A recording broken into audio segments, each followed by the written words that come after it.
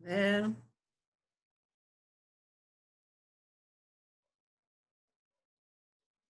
Bueno, ahí ven la pantalla.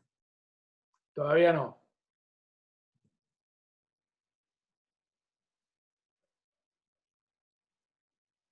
Ahí. Ahora sí. Perfecto. A ver, ahí más grande, así lo ven.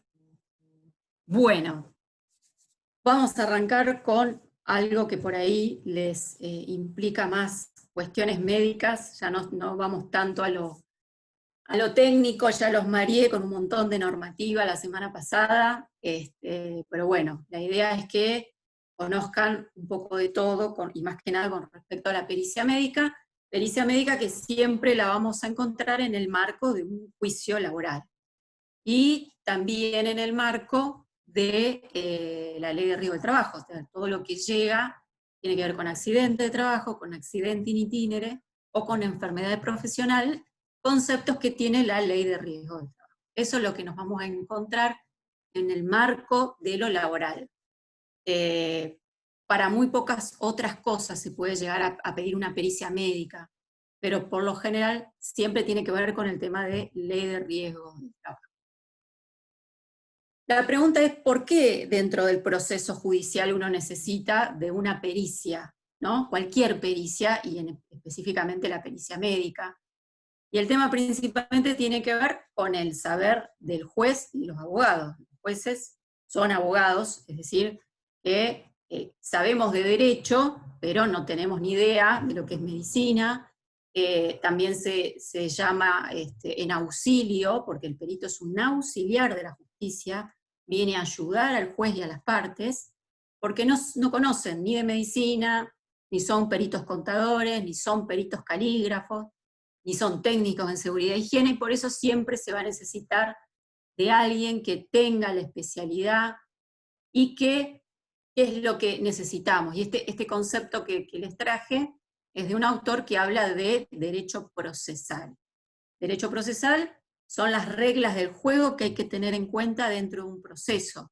Y eso también lo tienen que conocer como peritos médicos o como asesores de la parte, porque marca la cancha, marca el tema de los plazos, marca el tema de cómo tiene que ser, y esto ya lo vamos a ir viendo de a poquito. Entonces vamos a necesitar el auxilio de alguien que tenga un conocimiento técnico. ¿Para qué? ¿O cuándo? Cuando la determinación de las causas y los efectos de un hecho requiere conocimientos especiales técnicos, científicos o artísticos, o cuando para verificar si el hecho ocurrió o no, su calificación, característica, valor económico, se requiera esa especialidad. Para eso necesitamos de una pericia, ¿sí? Bien. Este concepto a mí me gusta traerlo siempre.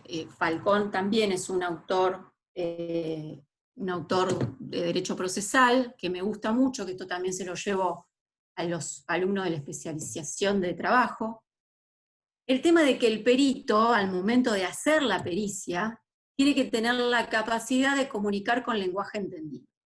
A ver, nosotros tenemos determinados tecnicismos, qué sé yo, autos, los autos caratulados tal, y uno de fuera de ese contexto que es auto, el actor, la actora, no le decimos actriz, sino que es el actor, la actora, el accionante, el accionado, la traba de la litis. Tenemos cuestiones específicas que obviamente es dentro del marco de lo jurídico, es lo que nosotros entendemos. Pero la idea con esto de que necesitamos un dictamen de alguien que tenga un conocimiento específico, y más que nada hablando de la medicina, la idea es que siempre hay que entender que dentro de ese dictamen, que tiene que tener un par de requisitos dentro de lo que necesitamos en un proceso, sea entendible.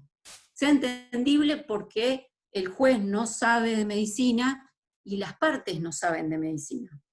Entonces, la idea es que lo que se tiene que probar a través de los dictámenes periciales se hagan con lenguajes entendibles, o tratar, obviamente, dentro de las determinadas especificidades que tiene, o conceptos que se tienen en la medicina, que se expliquen, ¿no? Que se traten de entender a los fines de que todo lo entendamos, e insisto, con el entendimiento de que quienes van a leer ese dictamen pericial no son médicos.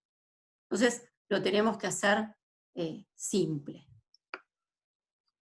¿Qué pasa? Para que haya un dictamen pericial dentro de un juicio, vamos a enmarcarlo en un juicio laboral, pero esto también abarca otro tipo de juicio, por ejemplo, en el caso de que tenga un accidente en la vía civil y termine en un juzgado de daños, tiene que tener determinados requisitos a los fines de que exista, hay requisitos de existencia de este dictamen, requisitos de validez, que llevados todos hacia el final hacen a la requisitos de valoración, que eso es lo que termina haciendo el juez. El juez lo que termina haciendo es valorar lo que se le dice a través de ese dictamen. Pero antes de valorarlo, necesitamos que tenga otros requisitos de esa pericia médica.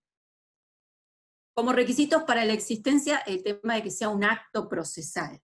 Esto que yo les decía, de que hay que conocer un poco el derecho procesal, que son las reglas del juego dentro de un procedimiento, y también el derecho sustantivo de fondo, que vendría a ser la ley de riesgo del trabajo, el decretos de valoración, los listados de enfermedades, todo eso que tiene que aplicarse a lo que se va a determinar en un dictamen pericial.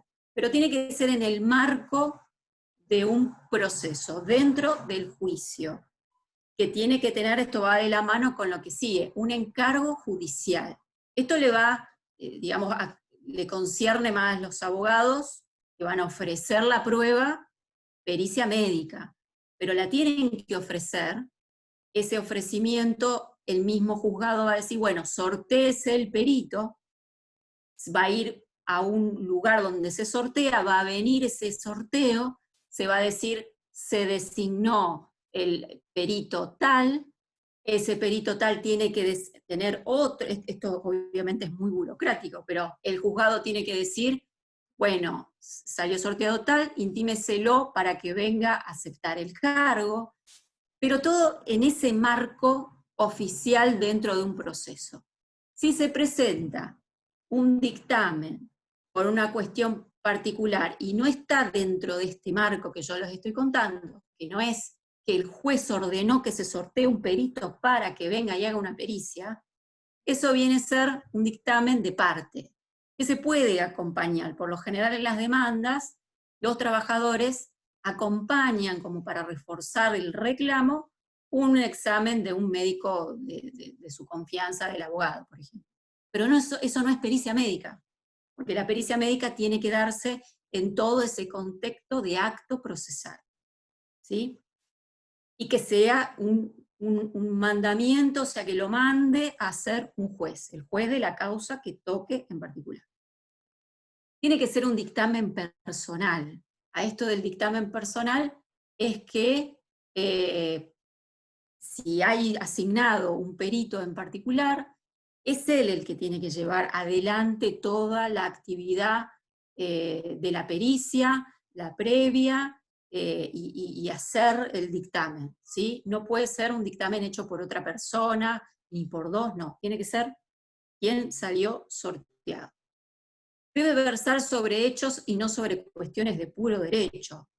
Se tiene que atener, y esto también tiene que ver mucho con el punto pericial que se le haga. En esto el abogado es el abogado que pide la pericia y el punto de pericia, que tiene que ser sobre los hechos en cuestión, o sea que siempre va a tener que rondar sobre alguna contingencia de la ley de riesgo, y si de esa contingencia deriva una secuela que luego se traduzca en una incapacidad laboral. Pero no puede opinar, por ejemplo, en que me parece, además, y ha pasado, lo hemos visto, que el artículo de las enfermedades profesionales es inconstitucional y que no debería, no, esa apreciación de derecho la tiene que hacer el juez, que es el que sabe derecho. Entonces, la pericia tiene que solamente ir a lo que se le pide. Debe ser dictamen de un tercero. El tema del tercero tiene que ser entendido en esta relación de actor y demandado, de trabajador y RT. El tercero viene a ser el perito, ¿sí? Ese perito no puede formar parte, por ejemplo, del RT, porque sería parte, y lo que necesitamos es que sea alguien imparcial que venga y determine una incapacidad. ¿Mm? Por eso tiene que tener esta cuestión. Sí, ha pasado también, y eso se puede hacer, por ejemplo, que un médico haya intervenido en comisión médica previamente, luego, pasado el tiempo, se da la casualidad que también es perito oficial, se va de la comisión y es perito oficial, y le toca ese caso que atendió en comisión médica, puede renunciar, porque eso, digamos, ya lo vio. Entonces, estaría un poco, tal vez, teñido su parcialidad. Entonces, la idea acá del concepto de dictamen de un tercero tiene que ver con eso, y no tenga nada que ver con el actor y no tenga nada que ver con el demandante. Debe tener conceptos personales del perito. Esto muchas veces lo vemos cuando en una pericia médica se transcribe los libros de medicina con los dibujitos y ponen, por ejemplo, el concepto de hernia discal. La hernia discal es así, tiene su origen así, puede pasarle esto, Y terminó ahí, y entonces la incapacidad del actor son 10%. Pero ¿dónde está digamos, ese examen? O sea, el concepto se puede poner, el dibujito se puede poner también para que nosotros sepamos de qué estamos hablando, pero tiene que haber un razonamiento respecto a la tarea que hacía, a la cuestión en particular, si estamos hablando de una enfermedad profesional, y vincularlo con eso y al reclamo que se haga. Si estamos hablando de un accidente de trabajo, también tratar digamos, de fundamentar con cuestiones médicas, pero que haya un razonamiento del perito, porque lo que queremos es que nos explique de la forma más clara posible cómo llegamos a la conclusión de lo que llegamos, que es a lo que nos interesa a todos nosotros. Luego también tenemos requisitos de validez. Esto era para que exista. Si hay alguna de esas cuestiones que no están, el dictamen no existe. Ahora necesitamos que este dictamen que existe también tenga validez. Esto un poquito va de la mano con lo que dije antes. La ordenación de la prueba que haya sido hecha en forma legal. Alguna cuestión que puede llegar a pasar es que ha ocurrido ha ocurrido con pericias psicológicas, que a lo mejor el reclamo es por una incapacidad física, y luego cuando traen los oficios para sortear, traen para el perito médico legista y para un psiquiatra, por ejemplo. Pero la patología psiquiátrica no fue pedida. Ha ocurrido incluso que han venido, han sido sorteados, han hecho su dictamen cada uno, pero no fue el reclamo de la demanda. Entonces esa pericia no es válida, porque no fue lo reclamado. Por eso, pero bueno, en el cúmulo que yo les contaba la semana pasada, que hay en los juzgados, esta cuestión puede ocurrir. Entonces todo tiene que ser hecho de forma legal, en el momento en el que corresponde, según la normativa procesal, tiene que ser hecha esta pericia. El tema de capacidad jurídica del perito para desempeñar el cargo y debida posesión, la capacidad jurídica tiene que ver con la capacidad de todas las personas, de temas de edad, temas de capacidades para realizar los actos y tener el entendimiento de sus actos. Eso tiene más relación con el Código Civil. Y la debida posesión del perito es el hecho de que una vez sorteado, vaya al juzgado que le corresponda, fue sorteado, y acepte el cargo. Eso es a través de un acta que se presenta a la secretaria del juzgado y acepta el cargo para el que fue sorteado. Ese es un acto importantísimo porque es la intervención o la carta de presentación o la llave de entrada para hacer los actos procesales respecto a la pericia médica. ¿Por qué digo esto? Porque el perito médico se puede presentar solo para todas las cuestiones que tengan que ver con la pericia médica. Entonces, yo acepto el cargo como perito, luego voy a fijar fecha para un examen del trabajador, eso lo hago solo en un escrito. Puedo pedir más documental, ya vamos a ver determinadas documentales que son necesarias pedir para para que sea una completa pericia médica, y luego presento la pericia. Todo eso yo lo puedo hacer como perito médico, lo puedo hacer solo, ¿sí? Ahora, cuando haya cuestiones, y que son las relativas a la regulación de honorarios, por lo general, donde ya no sé, la regulación de honorarios me parece que es baja, o hay mucha gente, hay abogados que cuando se regulan los honorarios de todos dicen, no, la regulación de honorarios del perito es muy alta. Bueno, ahí cuando tiene que intervenir por esas cuestiones que ya son particulares de sus honorarios, ahí necesita que venga con un abogado. Muchas veces cuando están esos planteos, el juzgado le va a decir, preséntese en forma. ¿Qué es presentarse en forma? Es que como la cuestión ya no es la pericia médica, no es contestar un punto de pericia o ampliar, no tiene que ver con eso. Para venir al tribunal va a necesitar que venga con el patrocinio de un abogado. Cuestiones de formalidad, pero eso es el tema, digamos, de hasta dónde me habilita a mí esa posición del perito en el procedimiento, ¿sí? Cualquier cosa, le abran un micrófono, me paran, me dicen, Mariana, esto no lo entendí, o me preguntan, no hay problema. El otro requisito es la presentación o exposición del dictamen en forma legal. Esto es un poco lo que les explicaba. Tiene que venir en un escrito, que tiene que tener la formalidad de los escritos legales. Yo después les voy a dejar, les traje unos ejemplos de pericia, que por lo general, si lo hubiésemos hecho presencial, esto lo hicimos hace 2 años atrás, pero estuvimos analizando las pericias, algunas son muy cortas, algunas son muy largas, algunas tienen un montón de cuestiones, digamos, para analizarlas y ver sus errores. Yo se las voy a dejar para que las tengan, y eso es más o menos la estructura que tiene que tener una pericia. Y llevarla al juzgado y que tenga la formalidad del escrito judicial, porque esto es un escrito judicial, esto es un acto procesal. Y que los peritos hayan realizado personalmente su trabajo, es decir, puede tener auxiliares, pero el que hace el dictamen, el que firma el dictamen, el que hace toda su análisis y arroja sus fundamentos y luego llega a una conclusión determinada, es el perito, el cual fue sorteado, aceptó el cargo, tiene que venir a ese juicio para esa cuestión. Luego, el tema de la eficacia probatoria tiene que ver ya con la valoración del juez que haga esa pericia, que ya existe y que ya es válida. Entonces, cuando llega a la lectura del juez, que ya pasó, y esto lo vamos a explicar después, ya pasó también por la visión de las dos partes, del actor y del demandado, y llega al juez, hay un montón de cuestiones que hay que ver para ver si esa pericia es válida o no es válida. Desde ya les digo, el dictamen pericial no es vinculante. ¿Ayuda? Obviamente que sí. ¿Por qué? Porque como les decía antes, el juez no es médico, el juez no es perito contador, entonces siempre lo que va a decir es el 95% de las veces tomado del dictamen pericial, pero se puede apartar del dictamen pericial.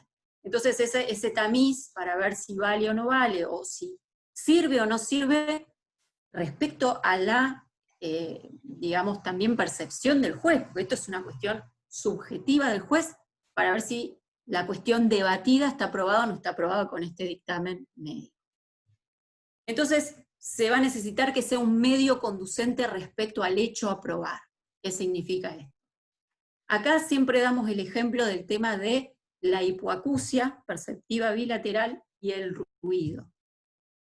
Creo que un poquito, no sé si sí, creo que lo dije la semana pasada cuando vimos el tema de las pericias técnicas en seguridad e higiene, que como el tema del ruido es una cuestión técnica, es una cuestión de medición de exposición al ruido que tiene que superar el 85% de decibeles, y el trabajador tiene que estar expuesto durante un tiempo, que eso también hay que probarlo, para algunos jueces son de la idea de que para probar el ruido no solo basta con una pericia médica, también basta, o sea, necesita de una pericia técnica en seguridad y higiene, ¿sí? Hay quienes, y esto lo aprendí con Silvita Hielo, con el tema de los estudios médicos, que son bastante particular, en los cuales en la lectura de las audiometrías o las logoaudiometrías se puede detectar que es una hipoacusia perceptiva bilateral. Pero hay jueces que también exigen algo más. Entonces, para algunos, el tema del ruido no basta solamente la pericia médica, necesita un plus más, ¿sí? Obviamente que si estamos reclamando una cuestión de, no sé, manguito rotador, la pericia no sea sobre otra parte del cuerpo, ocurrido, que se ha reclamado por rodilla derecha y se termina peritando la rodilla izquierda, y también no suele ocurrir seguido, pero ocurre.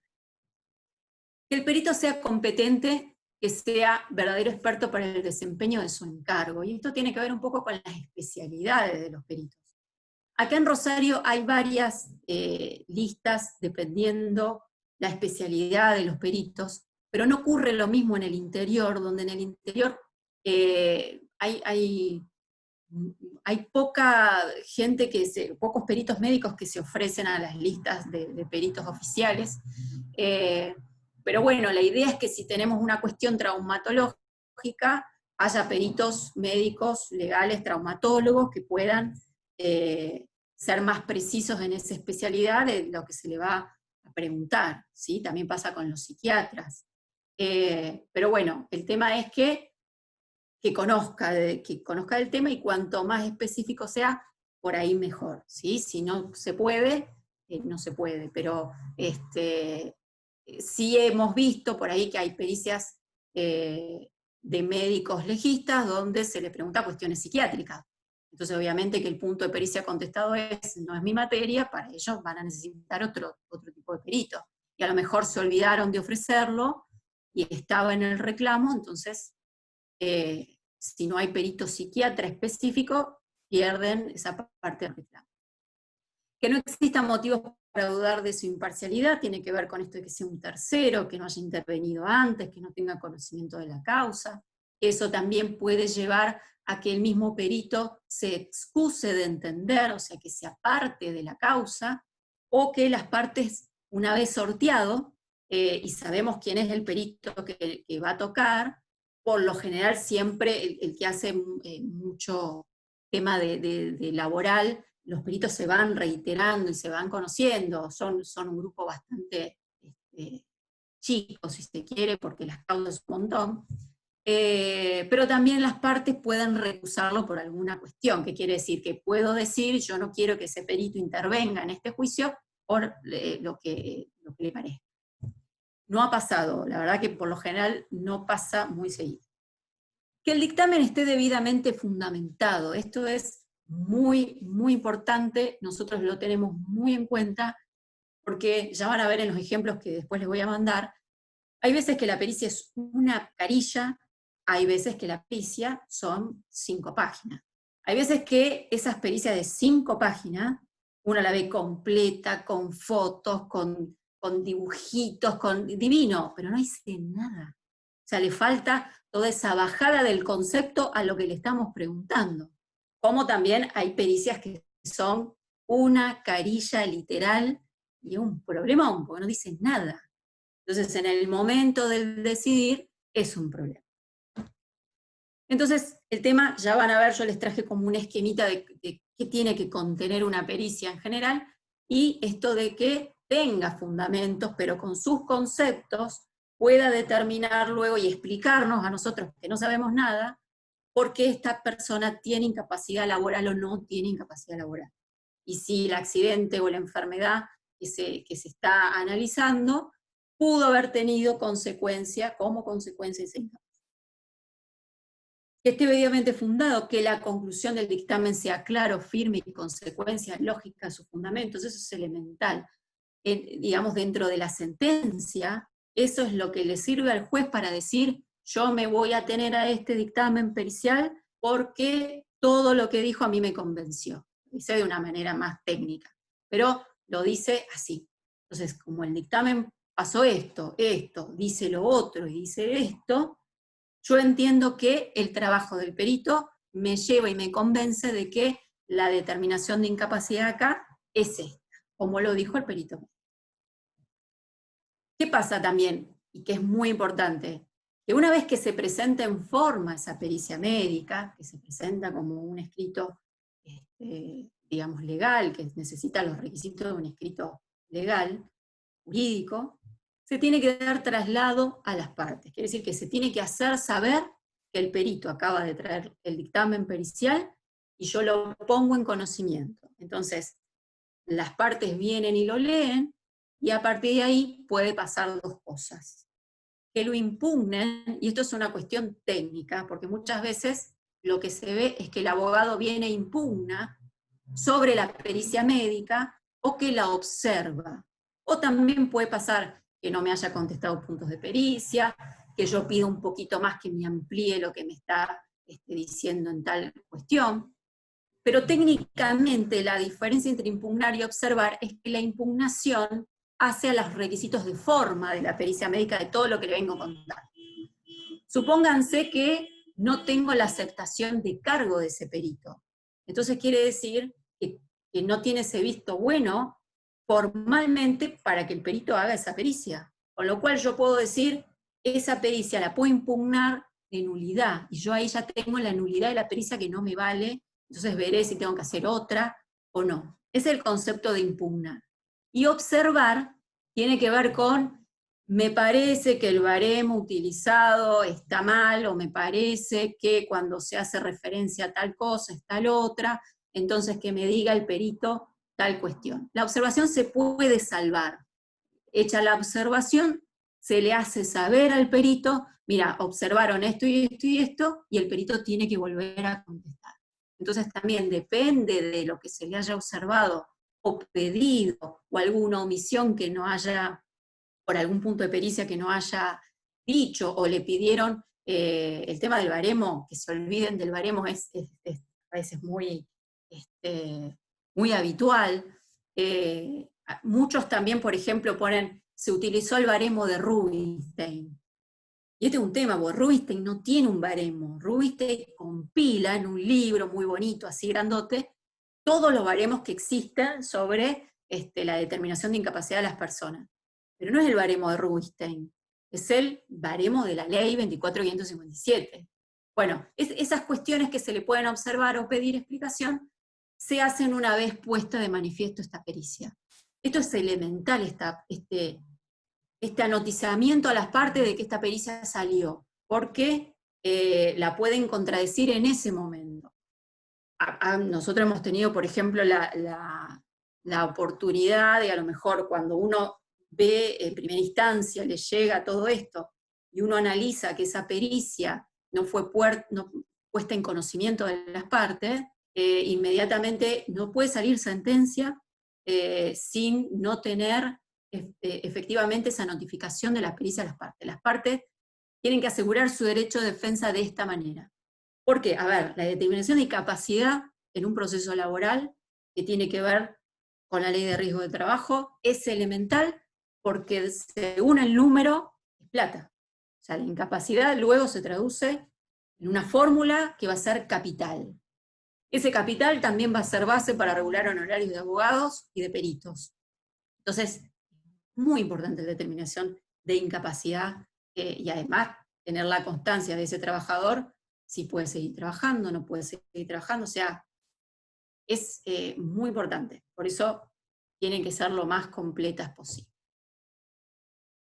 Acá entramos a ver un poco el tema de exámenes médicos laborales, que lo tenemos en una resolución de Superintendencia de Riesgo del Trabajo, el 37,10, pero que son muy importantes saber que existen, porque es muy importante también poder pedirlos en el momento, dependiendo la causa que nosotros tengamos que analizar, ¿no? Entonces acá nos encontramos con los 5 exámenes médicos que tengo yo en la resolución de la Superintendencia de Riesgo del Trabajo, que tienen que hacerse al trabajador, algunos obligatorios y algunos de forma optativa. El preocupacional o el de ingreso, ese lo hace el empleador, lo puede delegar en la RT, pero es obligatorio. Hay veces que existe, hay veces que está, hay veces que no está, hay veces que no se pide, cuando es muy importante, porque esto lo que hace es saber en el estado que ingresa ese trabajador.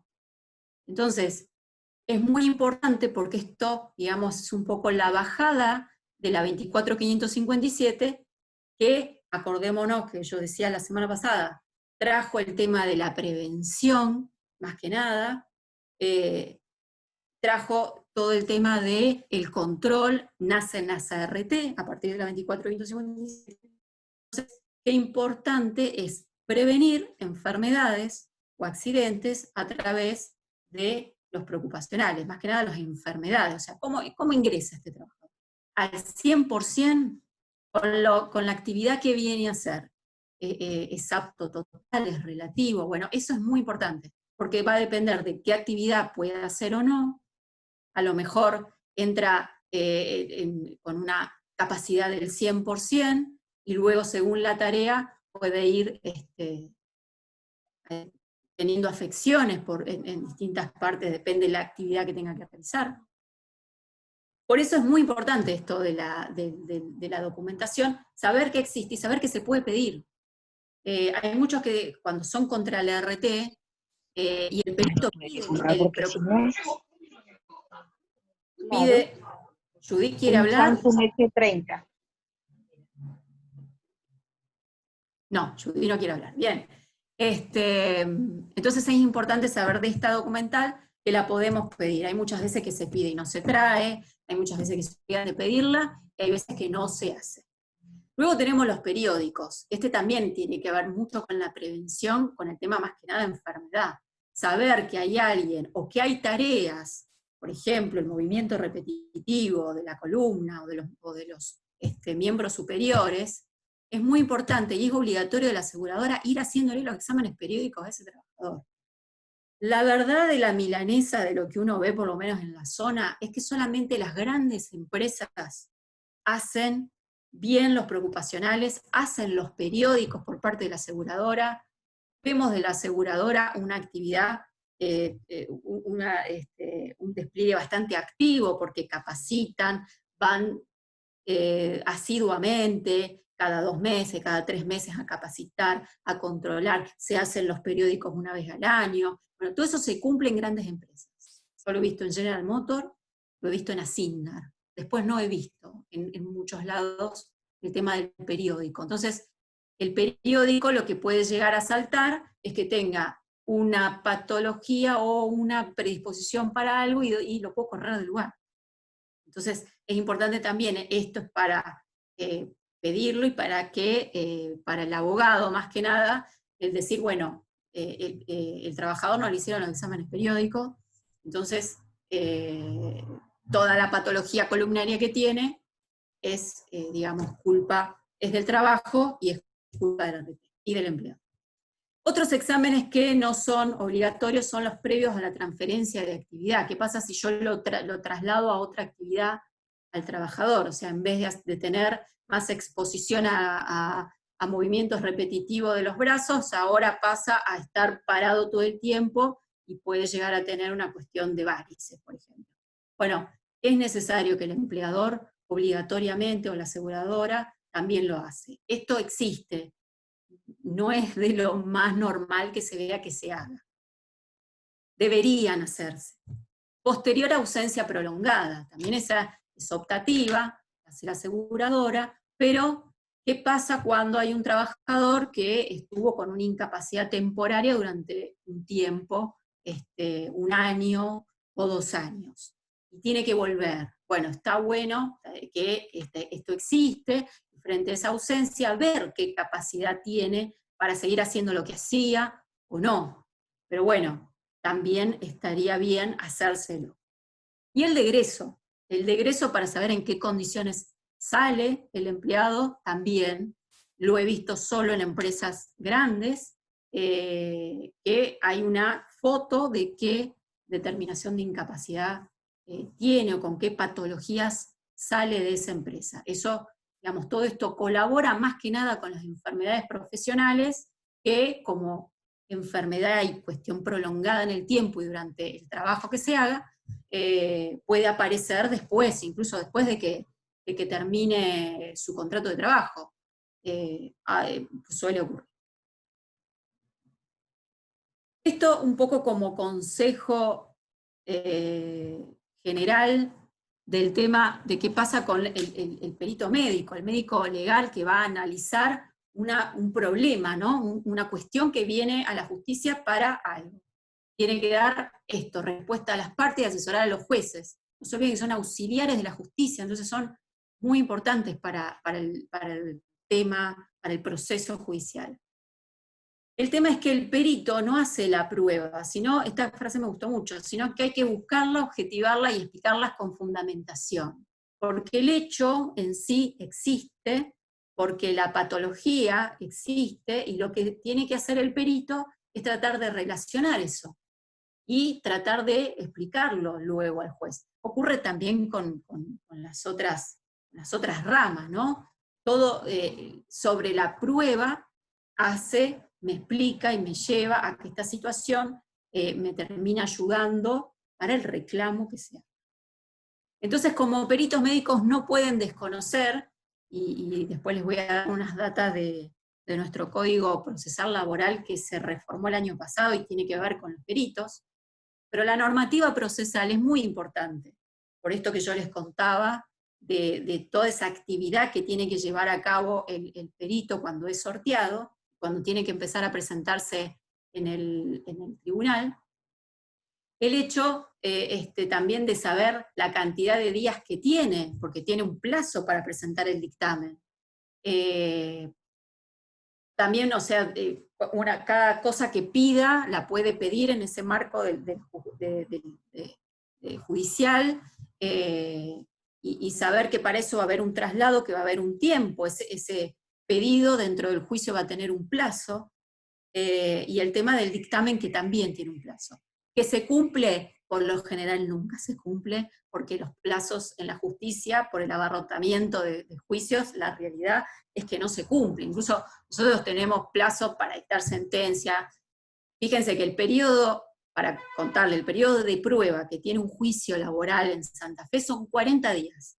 ¿Qué significa eso? Que dentro de los 40 días tiene que producirse toda la prueba. Tienen que declarar los testigos, tienen que hacerse las pericias, tienen que hacerse la legal, la técnica en seguridad e higiene, la laboral, todas esas en 40 días. Es imposible porque todo demora un montón, o sea, el tema del proceso judicial tan largo lleva a que ese periodo de prueba de 40 días termina siendo, bueno, yo he visto cosas de años, obviamente, 3, 4 años para producir prueba, porque para todo, digamos, es un pedido y un traslado. Otra cuestión que se trae es un traslado.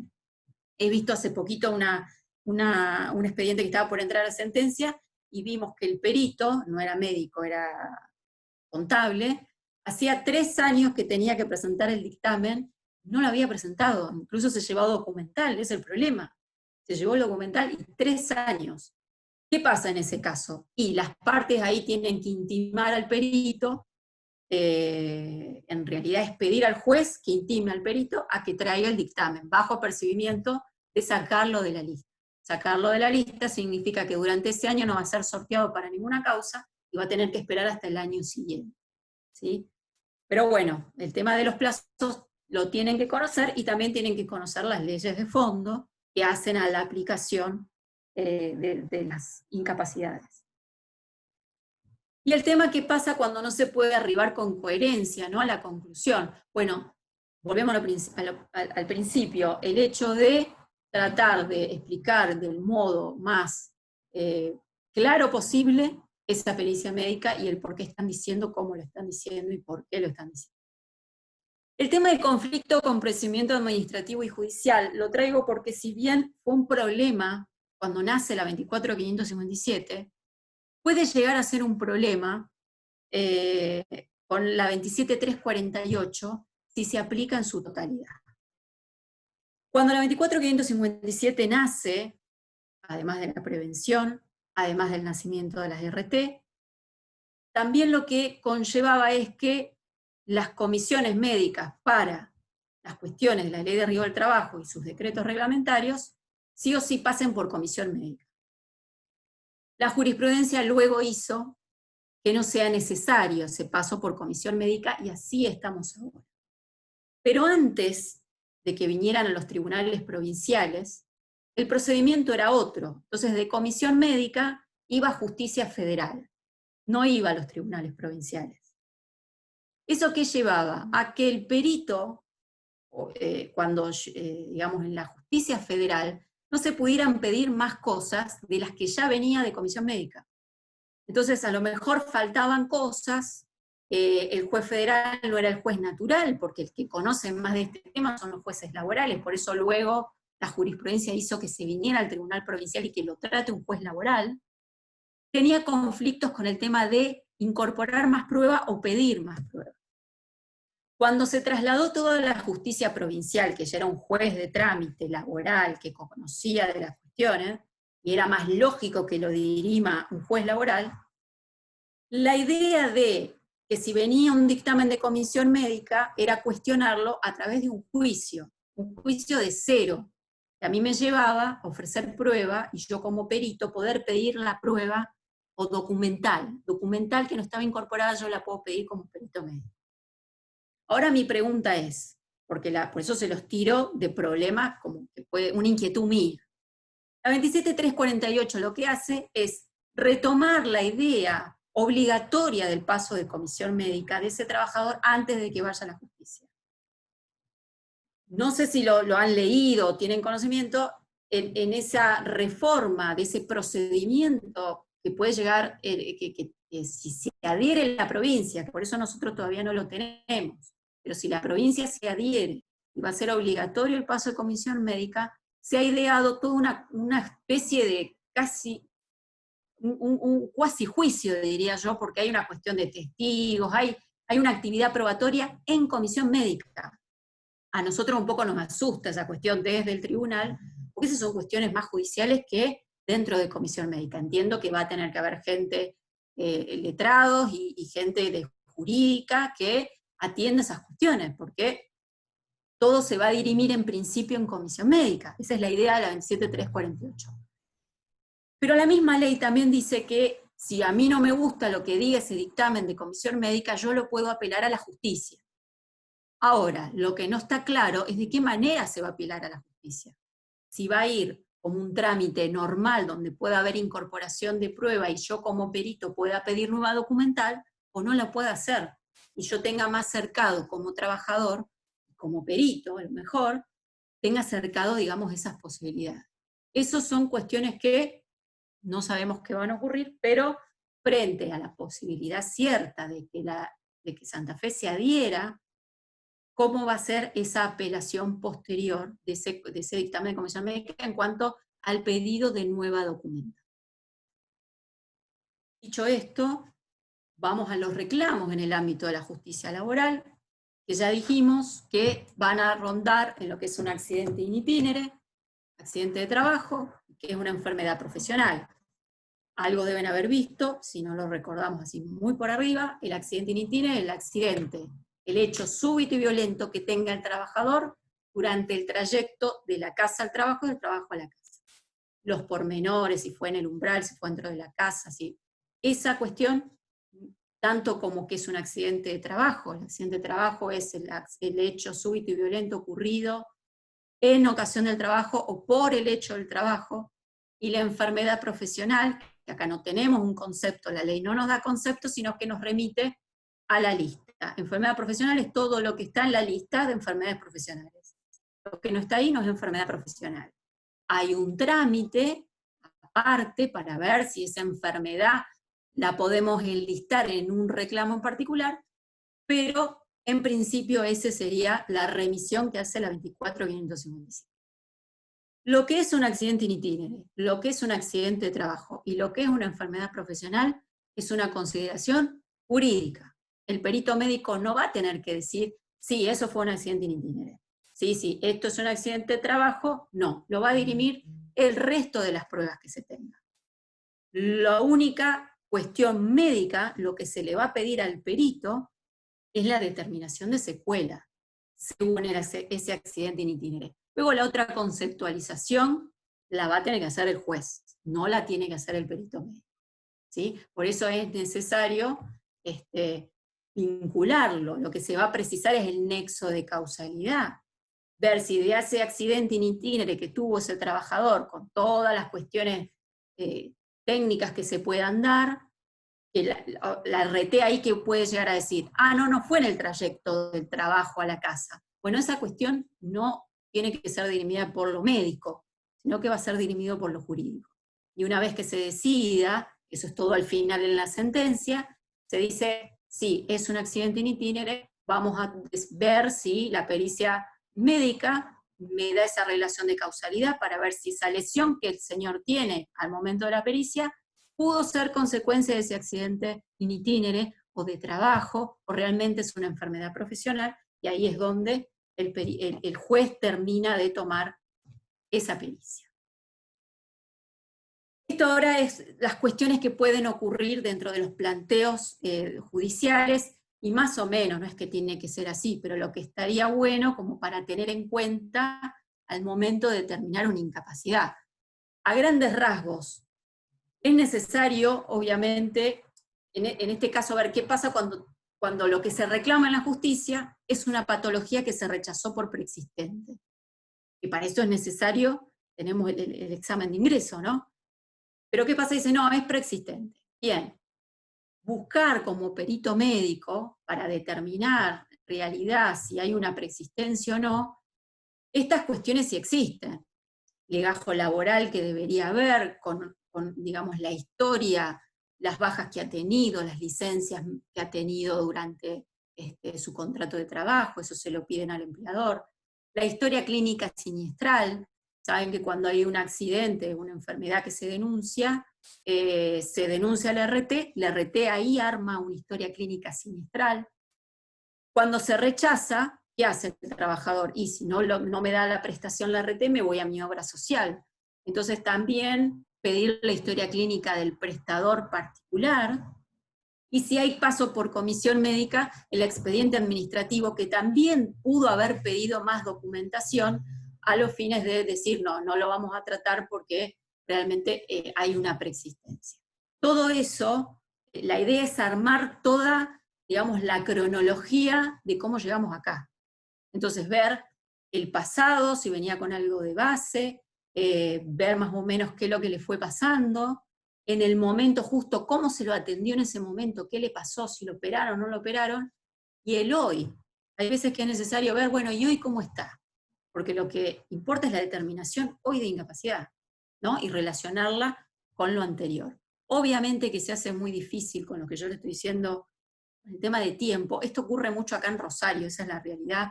No ocurre tanto en el interior, ni siquiera en Santa Fe. Puede que haya un accidente hoy y la pericia se termina haciendo dentro de 2 o 3 años. Entonces, hay veces que es difícil elaborar también la relación de causalidad, y muchas veces lo que se observa por parte de la demandada, que puede ser la RT, es el hecho de decir, pero pasó mucho tiempo. Entonces, durante 3 años pudo haber hecho un montón de cosas donde se le agravó. Es muy complejo, o sea, la idea estaría muy bueno de que se hiciera más en el tiempo más cercano al siniestro o a la denuncia de una enfermedad profesional. Pero bueno, hay veces que no ocurre. Esto es muy general, esto suele pasar la mayoría de las veces, lo vemos por la RT y lo vemos por la comisión médica. El hecho de siniestro aceptado con patología rechazada por considerarla inculpable. Puedo hacer la denuncia del siniestro, la RT me lo empieza a tomar, me empieza a tratar, pero cuando empieza a darse cuenta, me hace los médicos, dice, no, es inculpable, o no está en el listado, si no está en el listado es inculpable, entonces lo rechaza, pierde, digamos, las prestaciones de la RT y se tiene que ir a su obra social. Entonces, la mayoría de las veces, que son enfermedades que no están en la lista, tienen que venir a la justicia a tratar de enlistar. ¿Qué es lo que entonces se tiene que ver esto? De si la mayoría de los signos y síntomas incapacitantes son propios de la patología inculpable. O sea, hay que ver si son inculpables o no son inculpables. Hay que ver si tiene incapacidad o no tiene incapacidad. Hay que ver si no es una cuestión propia del trabajador o no. Nos ha pasado, por ejemplo, con una cuestión de un chofer que venía a reclamar por un tema de hombro, y cuando empiezan a ver la pericia, decía que sí, que en ese momento había tenido una omalgia, pero que en ese momento no tenía incapacidad. Entonces volvían a insistir. pero bueno, tuvo un problema en el hombro y ahora le quedó dolor, pero en la ley de riesgo de trabajo el dolor no se barema, no incapacita. O sea, tiene que haber una limitación funcional algo que afecte y que baje la incapacidad, pero el dolor no. Entonces, digamos, depende de ese dictamen, no tenía incapacidad, porque lo importante es la incapacidad laboral. Entonces, bueno, determinar bien esa situación. Y la mayoría también de los casos, así como tenemos las enfermedades profesionales inculpables porque no está en la lista, son los siniestros y patologías aceptadas, pero donde hay discusión de diagnóstico, lo escribí medio mal, cuando hay altas tempranas y necesita más tratamiento, el tema del tratamiento, si está bien o mal, eso se hace mucho en el marco de la comisión médica también. El tema de la incapacidad provisoria, o sea, no le terminan nunca de definir la incapacidad, entonces lo que hacen es venir a la justicia a poner fin y a determinar una incapacidad. Y por lo general es la disconformidad con comisión médica del porcentaje que le pone. Por lo general yo creo que de todos los casos que he visto, en ninguno era la misma capacidad de comisión médica a la que le daba la pericia oficial. Otra de los fallos que les voy a dejar en esto de las diferencias con comisión médica, que no me pegue Silvia Hielo, es un caso que se tuvo en la Cámara, que tenía, sí, pidieron que haya 5 jueces para dirimir la cuestión, que venía rechazada, era un señor que se cayó de una altura bastante elevada, no sé si en un 6º piso, cómo era el tema, estaba bastante estropeado el señor, la comisión médica le dio solo un 33%, una cosa así. Cuando vino a la justicia, la pericia médica le daba 60%. El tema es que empezó a haber un problema de conceptos, por eso es importante el tema de explicar bien, con el reagravamiento y la preexistencia. Porque hablaba de preexistencia y que el agravamiento por esa preexistencia era un 30 más. Entonces todos entendieron que solamente tenía 30, cuando en realidad no era una preexistencia, sino que era la incapacidad que él tenía por comisión médica y que valorada era un 60 en total. Entonces era una cuestión de concepto y que surgía de la comparación del dictamen de comisión médica y del dictamen del perito, que incluso había algunas cuestiones que no habían sido valoradas por la comisión médica y que sumadas daban el 60%. Ese juicio terminó 3 votos contra 2, diciendo 3 votos era 30 y 2 votos en minoría diciendo que era 60. Pero además, digamos, uno lo leía del dictamen de cómo se encontraba, en qué estado estaba ese trabajador, imposible que tuviera un 30, o sea, estaba estropeado. Incluso se pidió al perito, porque eso se puede hacer en primera o en segunda instancia, se pidió al perito que venga a dar explicación con respecto a eso, pero ni con eso, la mayoría dijo que era 60. La minoría, como era una jueza de la sala donde yo estaba, lo trabajamos juntas, por eso me acuerdo. ¿Y qué pasó?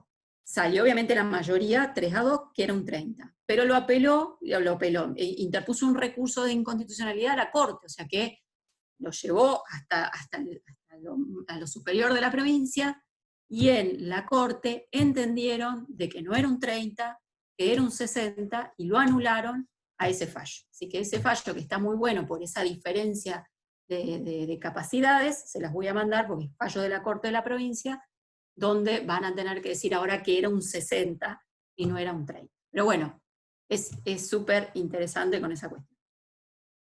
Una de las cosas que se ve mucho y que son muy importantes para nosotros de la parte tribunalicia laboral es el tema de las limitaciones funcionales que tenga el trabajador al momento de ser peritado.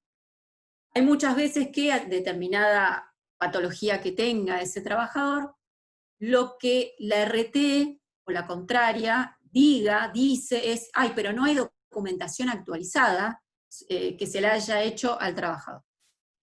Pero muchas veces, haciendo esta medición que se hace con el examen, tengo entendido yo que se hace con el examen, digamos, personal del trabajador con respecto a la limitación funcional, a ver cuántos grados de tiene para levantar el brazo, de rotación y de flexión y demás, que eso está bastante tabulado, bastante no, del todo tabulado, y depende de la limitación, tiene un grado de incapacidad, a veces que no necesita documental nueva.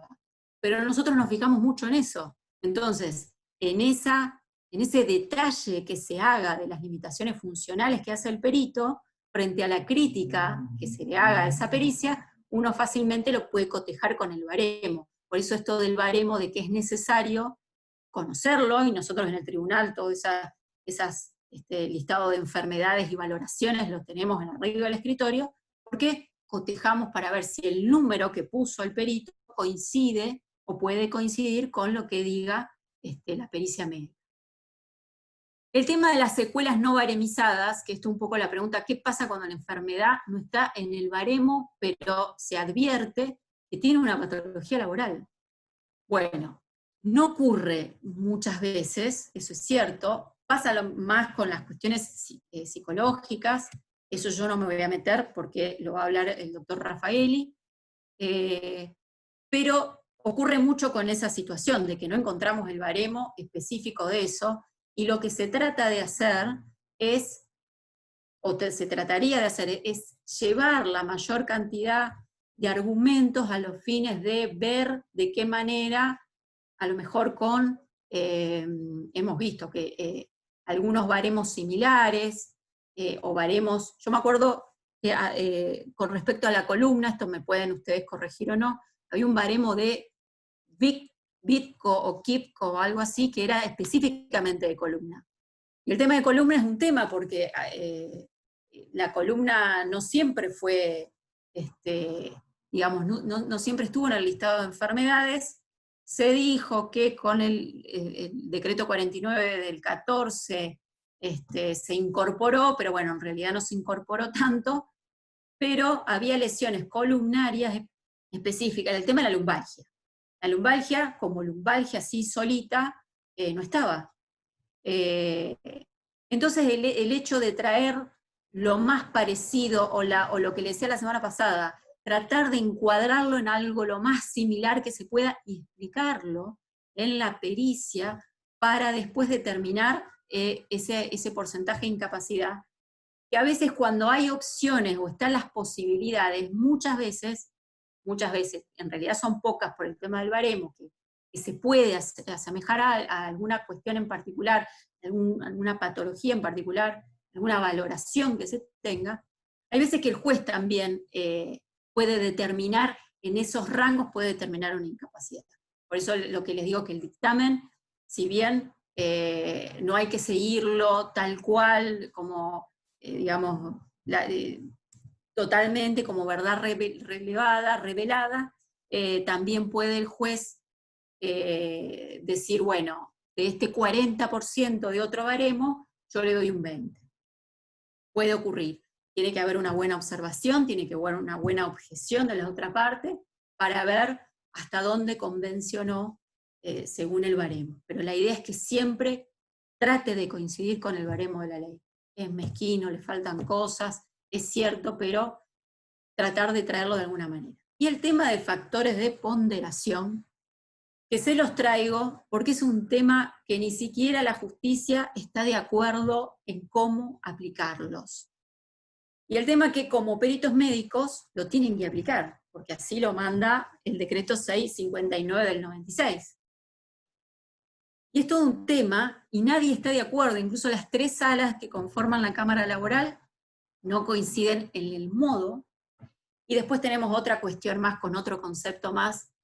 Esto es criticado ¿por qué?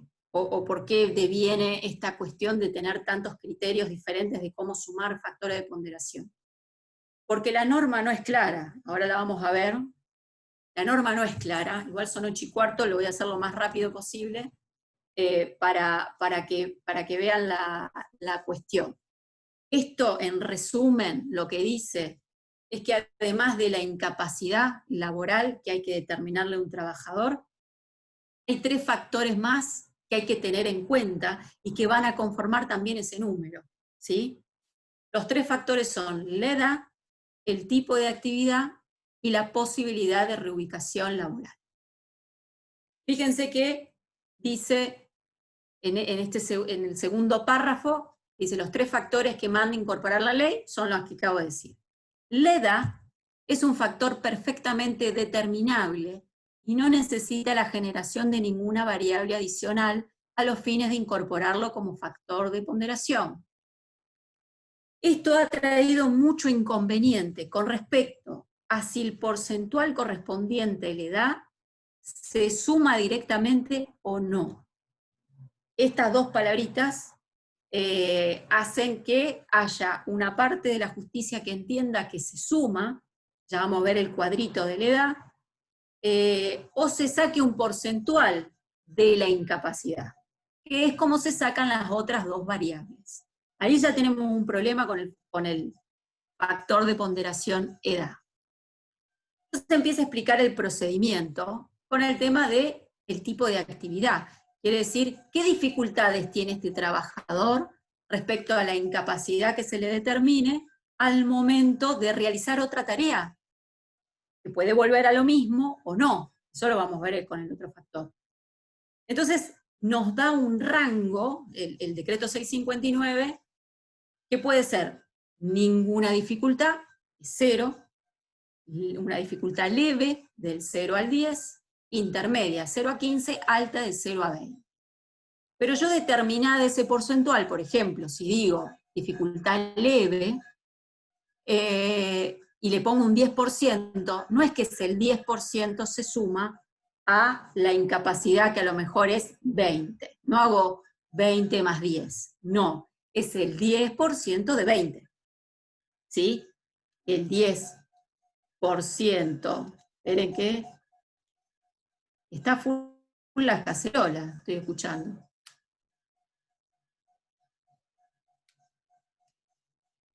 Un 2, el 10% de 20 es 2.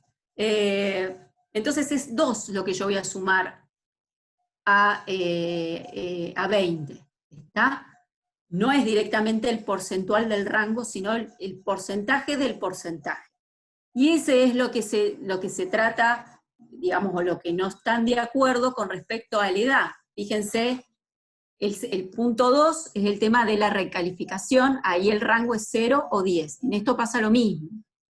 Si no amerita recalificación, quiere decir que no amerita que se lo cambie de trabajo, es un 0, y si amerita que se lo reubique laboralmente, tiene hasta un 10%. Este 10% tampoco se suma directamente, sino que es un 10% de la incapacidad, y recién ahí se va a sumar. Con respecto a la edad, fíjense abajo el cuadrito. Depende si es menos de 21 años, será de 0 a 4%, 21 a 30, 0 a 3%, 31 y más años, 0 a 2%. Que este es el porcentual que tiene problemas. ¿Sumamos directamente el 2% o hay que sacar el 2% de la incapacidad? Entonces, en el tema de la edad está dividido. Hay gente que directamente es el 2% se suma, hay gente que ese 2% hace el porcentual. Y con respecto a los factores anteriores de ponderación, lo que dice la norma siguiente es, una vez que tengo los 3 factores, se suman entre sí y forman un valor único, ¿sí? O sea, yo llevé, no sé, el 10% de 20, un 2, un 1, y por edad tengo un 2. Tengo 3 valores. Entonces, este único valor será el porcentaje en que se incrementará el valor. Esta pequeña oración es la que trae grandes problemas sumado al tema de la edad. ¿Por qué? Porque hay muchos que, una vez que tengo estos 3 factores de ponderación, lo sumo, y ese porcentual, por ejemplo, que me dé un 5%, lo sumo a la incapacidad anterior. Entonces yo tenía un 20, estos 3 me dan un 5, 25. Pero hay quienes entienden que sumado los 3, y yo tengo, por ejemplo, un 5%, tengo que volver a hacer la operatoria del 5% de la incapacidad. ¿Eso qué me lleva? A que siempre la incapacidad merme un montón. Y en esto las salas laborales todas tienen un criterio diferente. En la sala segunda, uno de los argumentos que se utilizaban era utilizar el mismo criterio que comisión médica. comisión médica lo que hace es, con el tema de la reubicación y con el tema de el tipo de actividad, hacer el porcentual y luego sumarlo a la incapacidad final, y le da sumarla directamente. Eso es lo que hace comisión médica, dice la Cámara. Esos fallos distintos, digamos, de los criterios distintos, se los voy a llevar. ¿Por qué? Porque esto lo tienen que hacer los peritos médicos. Entonces, al momento de determinar la incapacidad, tienen que conocer esto. Yo me acuerdo que a mí me fueron a preguntar un par de peritos en la Cámara, ¿cuál es el criterio para el factor de ponderación? Porque, por ejemplo, en Villa Constitución hay una jueza que cuando directamente hacen la sumatoria como comisión médica, lo critican, la jueza directamente hace porcentual de todo. Entonces le baja un montón la incapacidad. En Cámara, como en Rosario somos revisores de Villa Constitución, en la Cámara se entendió que no. O sea que, fíjense que hay una diferencia muy grande, si yo saco el porcentual, así yo lo sumo directamente. Y en muchas veces es bastante los puntos de incapacidad, y lo que le decía, punto de incapacidad significa plata. Entonces, es a veces mucha la diferencia que puede llegar a haber, depende del modo en que se aplique. ¿Cómo lo quieren aplicar? Realmente yo lo haría como comisión médica, porque si comisión médica, que son los primeros que tienen que interpretar este tema del decreto y la valoración de la tabla de enfermedades, yo creo que habría que seguir la misma uniformidad de cuestiones. Pero bueno, es un consejo, yo lo haría de ese lado porque no es un criterio uniforme, porque no es clara la norma.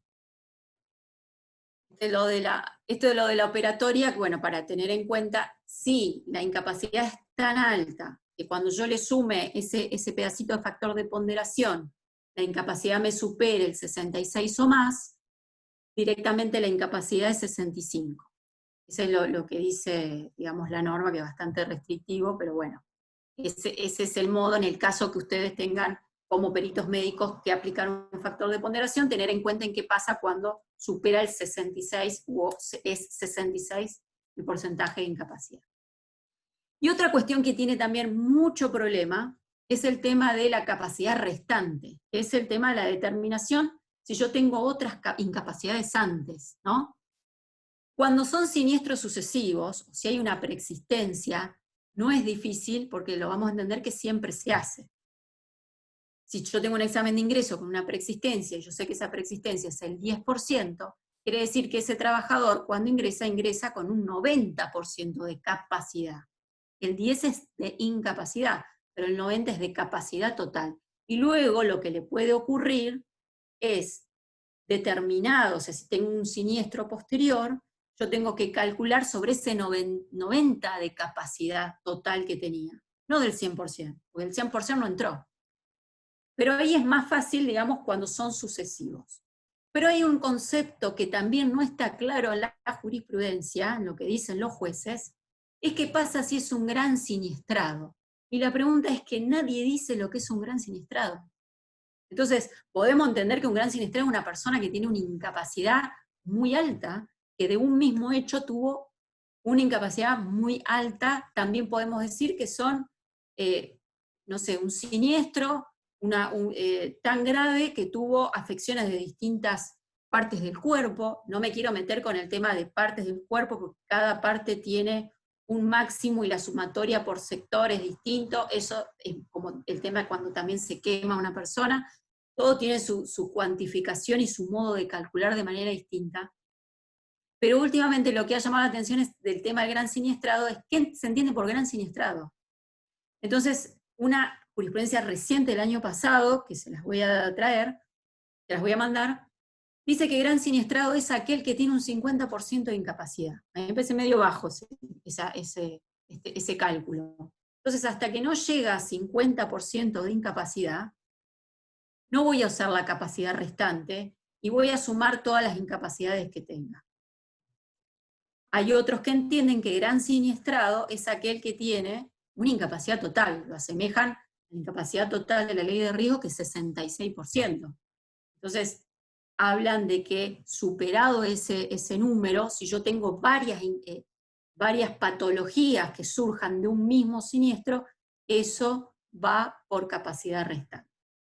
El tema es que en esa situación de que es gran siniestrado, nadie dice lo que es, entonces en la interpretación de los jueces puede ser cualquier cosa. ¿Esto qué hace? Que muchas veces, o sea, ¿cuál es el concepto de gran siniestrado? Que si no es gran siniestrado, a ver cómo dice bien, se los quiero leer bien, acá. La evaluación de incapacidad de un gran siniestrado, producto de un único accidente, se empleará también el criterio de capacidad restante. Quiere decir que si no lo es, lo sumamos. Y esto, ¿en qué tiene mucho que ver? Y la jurisprudencia que yo les mando es la siguiente. ¿Qué pasa si en un mismo siniestro hay una incapacidad física y una incapacidad psicológica? ¿La sumamos o hacemos incapacidad restante? Dos patologías que surgen de un mismo siniestro. No son siniestros sucesivos como lo vimos antes. Entonces ahí está el tema de si sumamos o no. Y pasa mucho con la psicológica. Entonces, según el criterio de parte de la jurisprudencia, si el gran siniestrado es hasta 50, si yo tengo menos, la suma, yo sumo, no hago la capacidad restante. En cambio, si es un gran siniestrado, ahí sí yo voy a hacer capacidad restante. Que en un solo caso, ¿qué es lo que significa? Que yo tengo un siniestro y tengo dos patologías de un mismo siniestro, voy a restar primero la mayor, si tengo, no sé, un 20 de manguito rotador y un 30 de psicológica, voy a restar 30, 100 menos 30, 70, y de ese 70 saco el 20% de 70. No es 20, es 20 de 70. ¿Tá? Eso es la capacidad restante. Pero está bueno, yo les voy a acompañar, llevar la jurisprudencia, porque son dos criterios diferentes. En esta cuestión de gran siniestrado, la sala 1 solamente entiende esto del 50%, la sala 2 y la sala 3 entienden que lo asemejan, digamos, a la incapacidad total. Ya más o menos para terminar, si bien la filmina tiene muchas más cosas, esto es más o menos lo que debería tener y contener una pericia médica: datos de periciado, la anamnesis, con todos estos antecedentes y cuestiones que tienen que llevar, la descripción, la relación del hecho al comienzo de la enfermedad. Esto de preguntarle al trabajador en la pericia qué les ocurrió, es muy importante, porque suele pasar, no siempre, pero suele pasar, que el relato que dijo en la demanda el trabajador es distinto al que le dice al perito médico. Entonces ahí estamos en un problema, porque nos está contando cualquier cosa. Obviamente que eso lo vemos al final, cuando uno compara lo que dijo y lo que le dice al perito médico, y hay veces que se queda sin prueba. Puede pasar que le haya omitido datos al abogado, o que, no sé, termine diciendo otra cuestión, pero bueno, suele ocurrir. Pero está bueno, digamos, la descripción de lo que le pasó, si fue un accidente, o el tema de la enfermedad en que trabajaba, el tema del tirón, que puede aparecer en la enfermedad profesional de la columna y demás. Los tratamientos efectuados, la evolución, por eso esto de pedir la documentación de antes, la de durante, el siniestro, y la actual. Cuando se realicen maniobras, ser explicadas, poner el significado, el tema de los estudios, el pedir más estudios, y el diagnóstico, ¿no? La conclusión, esto que yo les decía, la consecuencia lógica de los fundamentos, teniendo en cuenta esto, el punto 2, el punto 3, comas los conceptos de los libros que se pueden arrimar también, llegar a la conclusión de que, bueno, este trabajador, por este accidente de trabajo, tiene esta patología, ¿sí? Hacer esa relación de causalidad. Entonces, algo que esté bien completo y que pueda también contestar los puntos de pericia que se le hagan luego de estos puntos, no poner, como ya van a ver de los ejemplos que les traje, que se los vamos a mandar, ya fue contestado, ya fue contestado, ya fue contestado, suele ocurrir. O que pongan, me remito al anterior, me remito al anterior. Eso no es contestar punto de pericia. Se ha pedido nulidad por esa situación y se ha mandado a hacer la pericia de nuevo. O sea, contestar los puntos de pericia como se pide. Pero muchas veces, digamos, se remiten a la nada, pero no me está contestando lo que uno quiere que se conteste. Esto, nada, se los dejo, ya son 1:30, ya podemos cortar por lo menos lo que yo ya dije, más o menos estos son los errores de las pericias médicas que se han observado en cuanto a los estudios que se piden, o estudios que se piden de más, errores que no deberían ocurrir. La realidad es que hay veces que, la mayoría de las veces, nos encontramos con pericias que tienen bastantes falencias y que, por suerte, en primera instancia, el juez tiene la oportunidad, antes de sentencia, incluso de pedir una audiencia para pedirle explicaciones al perito, para pedir, incluso si nadie preguntó sobre una ampliación, llamar a una audiencia con las partes del perito y terminar de conformar la pericia. Se hace un poco complejo cuando en la segunda instancia ya llega una pericia un poco huérfana de datos o huérfana de cosas, y más cuando por ahí no son impugnadas o no son observadas. Pero bueno, la idea es que se trate de seguir, y más o menos con lo que hemos hablado, seguir ese lineamiento para tener una pericia acorde y que fundamente el reclamo de qué se trate. Y esto también que quería decir para que tengan en cuenta, nuestro Código Procesal Laboral, o sea, las reglas del juego para jugar en el proceso judicial, se reformó el año pasado, a principios del año pasado, y el tema de los peritos trajo una reforma bastante importante para los peritos. Como, a ver, hubo una suerte de crisis, de objeciones con respecto a las pericias médicas, donde se empezó también a cuestionar que hay veces que se determinaba más incapacidad de la que se pedía, porque, como les expliqué antes, la determinación de incapacidad va de la mano del capital que va a cobrar el trabajador y de los honorarios de todas las partes, incluso del perito. La idea de que no se relacione esa incapacidad que determine con su honorario, llevaron a que en el código se hable de un cuerpo médico que forme parte del Poder Judicial. Cuerpo médico que todavía no se implementó, pero debería implementarse. Hay muchas cosas que este código trajo y que todavía no se implementaron, pero la idea de que sea algo ajeno a las partes, ajeno, que no tenga relación con la determinación de incapacidad es muy importante porque, digamos, no tendrían que ver con sus honorarios, sino que serían pagados por el Poder Judicial. Al tener ya un salario totalmente ajeno, es como que la idea de determinar una incapacidad de modo imparcial sería un poco más arribada a ese punto. Pero bueno, es algo que el código lo trae y es algo que tenemos que tener en cuenta que existe y que se puede implementar en cualquier momento. Y también trajo una suerte de protección con respecto a los honorarios, al pedido de honorarios de los peritos, que tiene un mínimo de 8 IUs. 8 IUs es alrededor, creo que cada IUs hoy está en 2.000 pesos, o 3.000, no me acuerdo, pero 8 IUs mínimo es un montón de plata. Entonces cuando salió esta reforma el año pasado y dijeron 8 IUs para los peritos, ¿qué pasaría si, digamos, en ese proceso el capital sería menos? Yo creo que va a ser una determinación del juez y se va a ver también el reclamo, a ver qué pasa en esa relación de IUs con... el IUs es la moneda legal, ¿no? Que la tenemos que transformar. Cada IUs es un número de dinero que la idea es que se conserve en el tiempo, que siempre sean 8 IUs, ¿no? Pero esto es un artículo que fue una reforma del Código Procesal que existe y que hay que tener en cuenta siendo perito, si llegase, digamos, a ser fuera del cuerpo médico, que es lo que está ocurriendo ahora, esto es de implementación inmediata, el tema del honorario mínimo, ¿sí? Tener en cuenta eso y a ver qué pueden plantear las partes con respecto a ese honorario mínimo, ¿sí? También sabemos que, qué sé yo, cuando hay planteos judiciales, yo les contaba la otra vez, que como duran tanto tiempo, muchas veces se terminan acordando. El tema es que cuando se acuerda por los abogados y se olvidan de los peritos.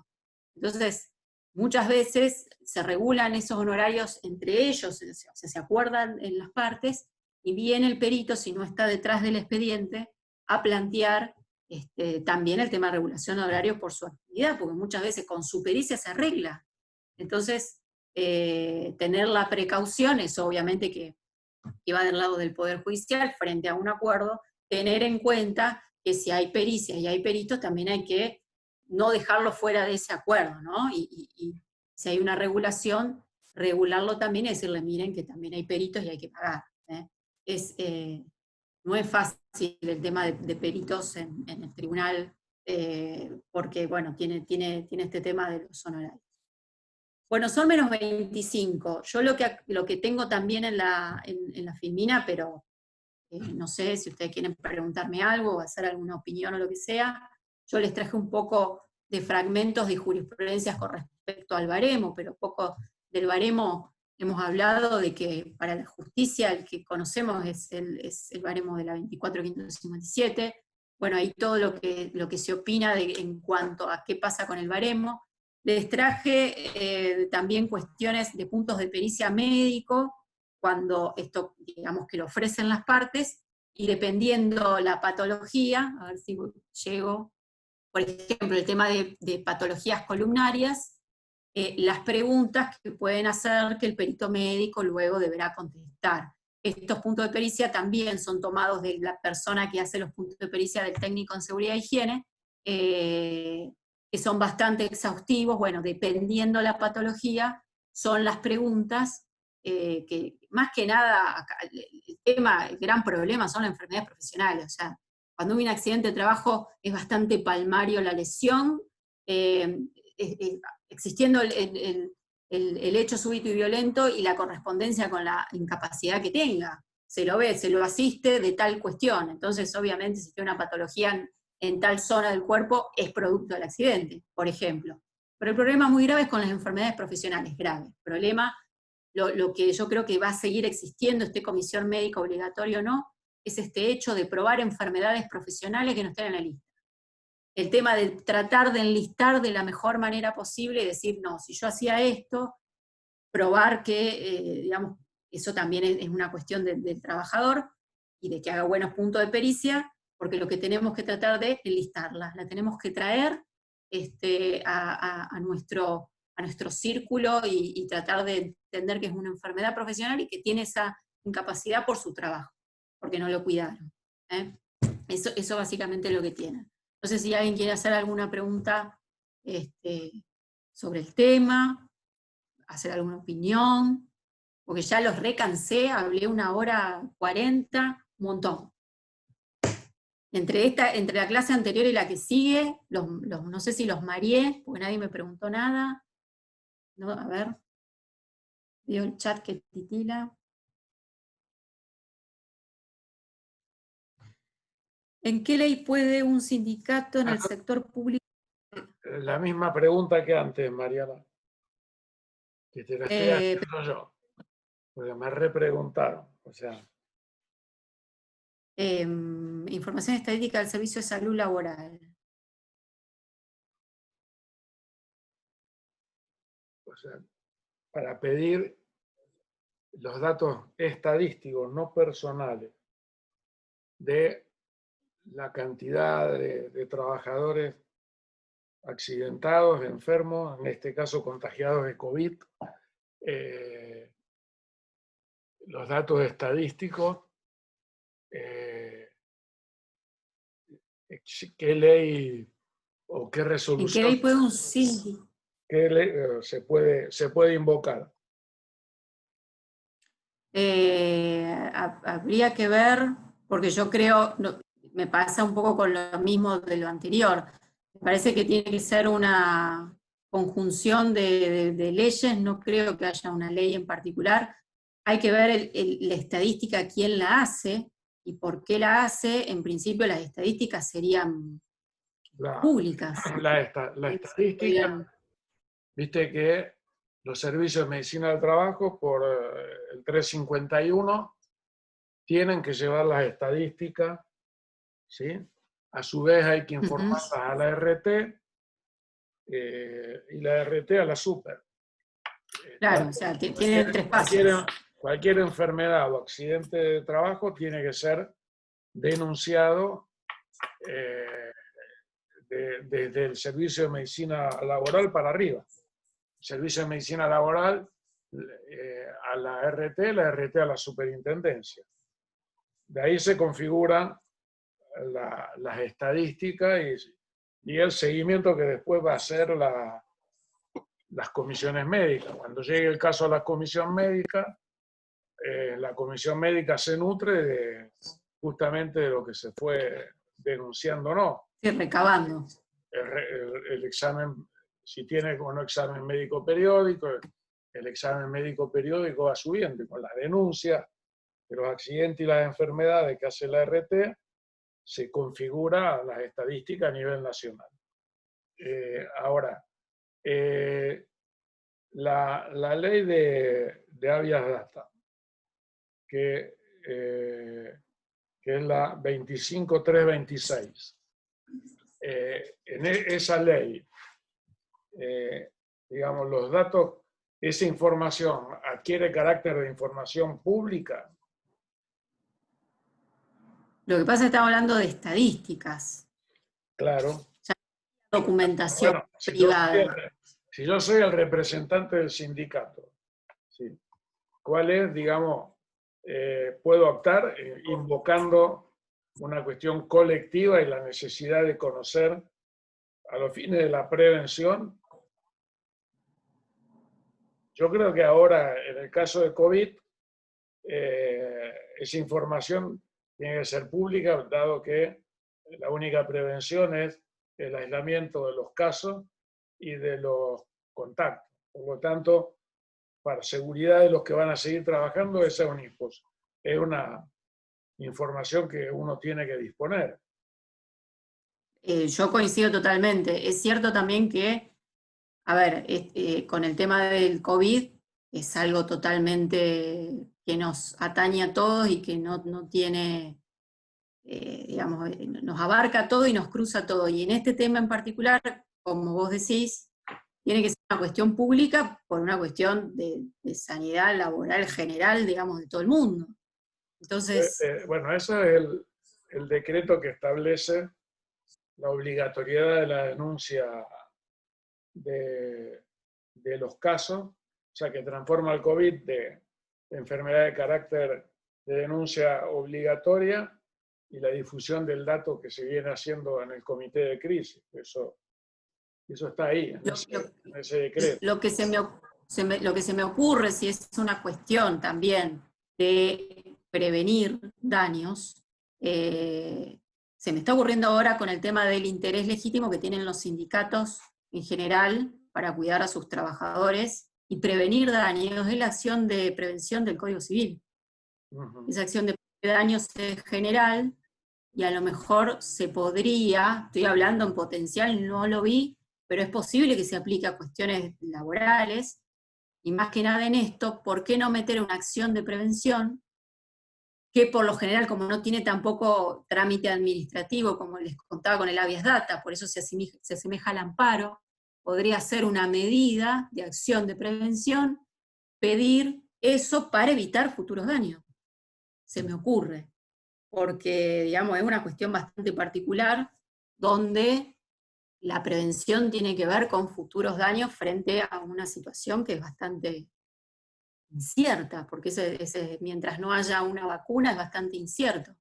Se me ocurre que se podría ir, porque el habeas data lo que protege es el dato personal, pero ya si es una cuestión de estadística y una cuestión colectiva, donde me parece que el sindicato tiene todo el interés legítimo, digamos, por esto, presentando este interés de prevención, yo no sé si no podría ir una acción de prevención del Código Civil y ver de qué modo tratarlo de ingresar el pedido, dependiendo, digamos, del sindicato o de cuál sea el objeto, a dónde lo vamos a pedir, se verá el fuero, pero porque en civil también podría ir. Yo creo que se podría. Yo lo intentaría, porque está haciendo prevención del daño. Pero bueno, es una opinión. Ok. Dejá ahí, así te vemos, si no tenés más diapo, así salí de Diapos tengo un montón, ¿Cómo? pero diapositivas les voy a dejar un montón, pero la idea, digamos, principal era no aburrirlos más, ya son -4.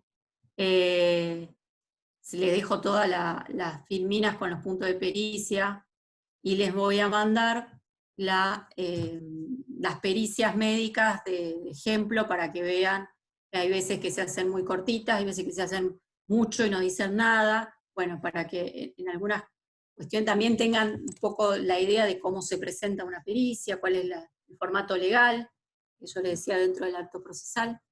Así que bueno, si no hay preguntas u objeciones, no me deben haber entendido nada porque nadie preguntó.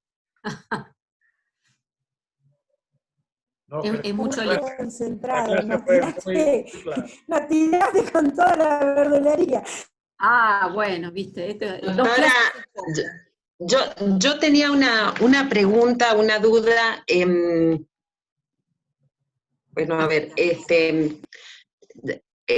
yo soy odontóloga y bueno, todo lo que usted ha estado relatando lo relacionaba un poco también con las patologías bucales y bueno, me ha tocado en algunos casos hacer pericias, pero bueno, en esta cuestión que usted me comentó que el siniestro a veces es aceptado y la patología queda inculpable, se me ocurría, digo, ¿qué pasa cuál es el concepto de la palabra siniestro? Que no me queda claro tampoco, porque no manejo mucho la parte de medicina laboral, pero quería preguntarle sobre, en el caso de que hubiese un siniestro, y un obrero se cae de un andamio y se pega en la cabeza y se rompe los dientes,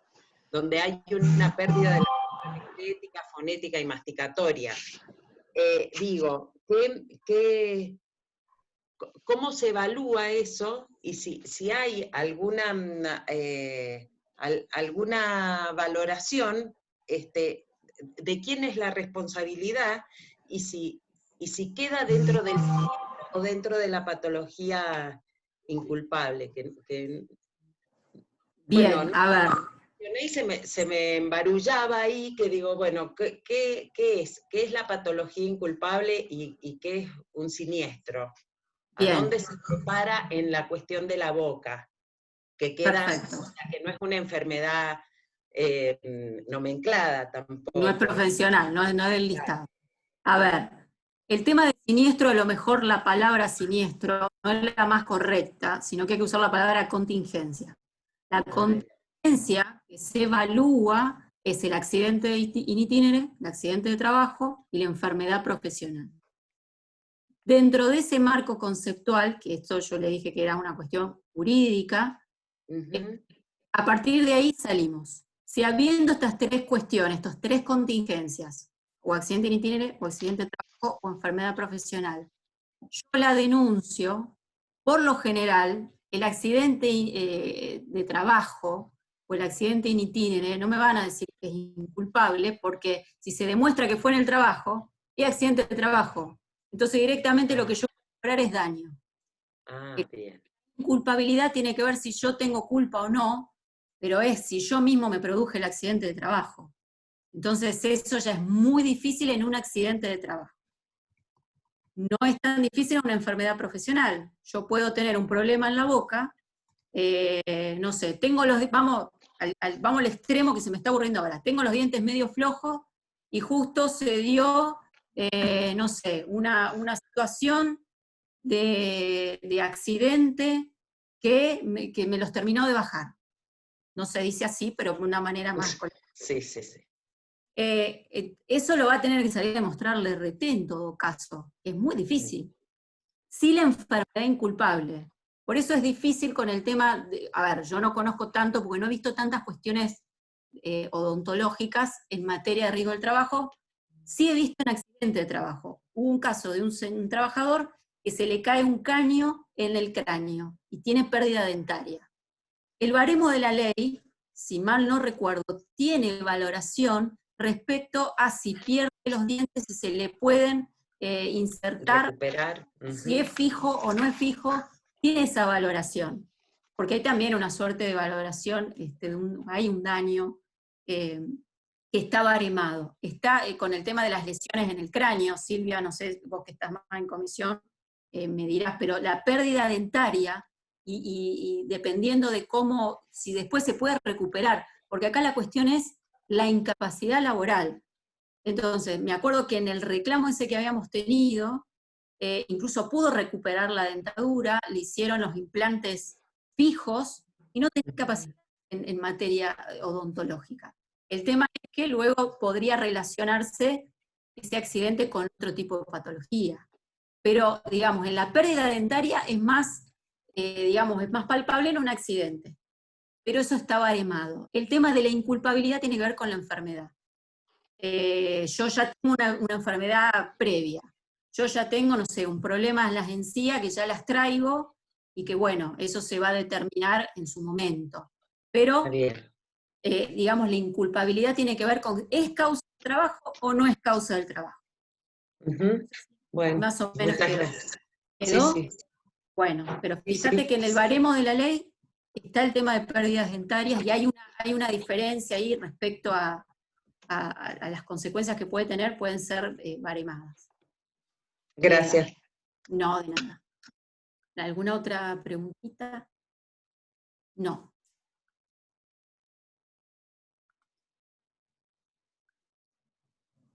Bueno. Está con nosotros el doctor Ernesto Barrio, que es un colega que se lo voy a presentar, o que se presente él solo, porque es un hombre grande ya, no tan grande como yo, pero un hombre grande.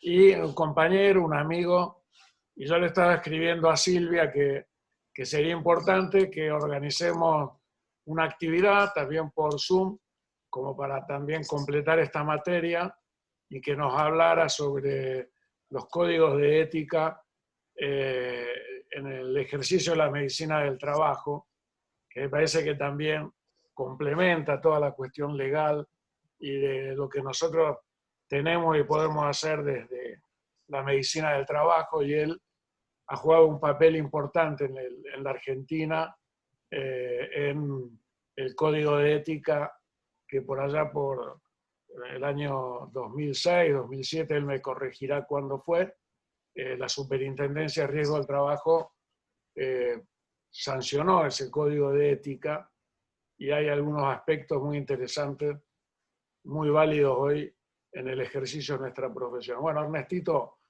un saludo acá para los médicos de Rosario. Un gusto de estar con ustedes. Me ha costado entrar, como siempre, en esta, hace como 40 minutos que los estaba buscando. Así que un gusto, Jorge, María Cecilia, Silvia, ¿qué tal? ¿Cómo estás? Hola, Ernesto. Mariana, Por fin te un gusto. vemos. Es un gusto escucharte, la segunda oportunidad. Esta vez te escuché poquito en esta última parte, en la pregunta que te hacía Estela. Bien, hola Loli, Fabián, un gusto a todos. Rubén, no sé quién eres, Goicochea, debe tener algún nombre primero, Fabiola, Walter. Bueno, será un gusto hablar con ustedes de un poco de ética.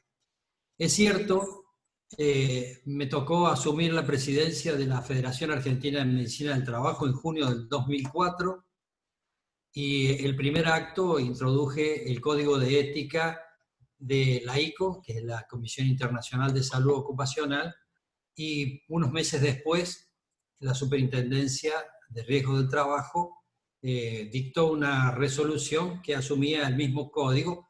Lamentablemente, unos años después, esa resolución fue anulada por otra. Me contó el que le tocó hacer la resolución, y después, junto con esa decisión de la separación, también vino su separación, que es un colega muy importante en nuestro país en la formación en medicina del trabajo, que es Héctor Nieto. Así que bueno, hablaremos de ética en alguna oportunidad, y es un gusto estar con ustedes. Gracias, Jorge, por permitirme estar en esta reunión. Nos seguiremos viendo en el futuro. No sé si mañana hay otra que puede ser que esté Luis. Sí, mañana tenemos la próxima clase. Esperen que voy a copiar y voy a mandar en el chat para todos el ingreso de la próxima. Si es que puedo. Sí, ahí está.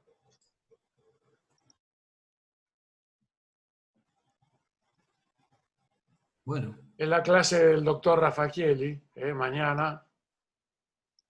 Ajá. Esperen que ahí la estoy copiando. Y ahí la pongo acá en el chat, ahí va para todo el mundo, ¿no?